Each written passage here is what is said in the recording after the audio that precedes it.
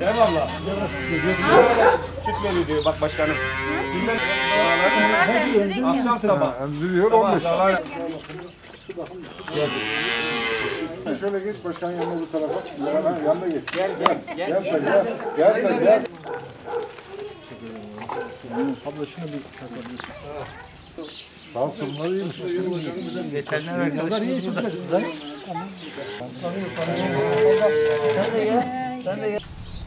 Evet, köylerimizde yaşayan, hayvancılıkla uğraşan fakat hayvan olmayan ailelerimize Holstein inek ve koyun vermiştik. Şimdi verdiğimiz inekler 184 tane inek doğum yaptı. Gördüğünüz gibi her birinin ikişer tane de buzağısı oldu. İnşallah bu sayı her yıl katlanarak artacak.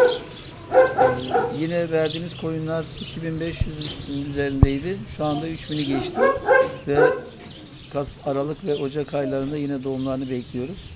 Bunlar doğum yaptıkça, çoğaldıkça bizim de mutluluğumuz artıyor. Ailelerin geçimine de ciddi anlamda katkı sağlıyor. Güzel bir proje oldu. Ben emeğe geçen herkese teşekkür ediyorum. Sağ olun. Nasıl, memnun musun Şener abla? Memnunum Allah razı olsun. Memnunum, Allah razı olsun hepinizden. Allah sizden de razı olsun. Yem de göndereceğiz sana şimdi. Sağ olun, teşekkür ederim. İnşallah. Kaç tane oldu Şenol abla? 4 tane oldu. Kaç tane almıştın? 2 tane. 2 tane almıştın. Gitgide çoğalıyor yani. Tabii çoğalıyor. Bakarsak Allah'tan bir şey olmazsa çoğalır.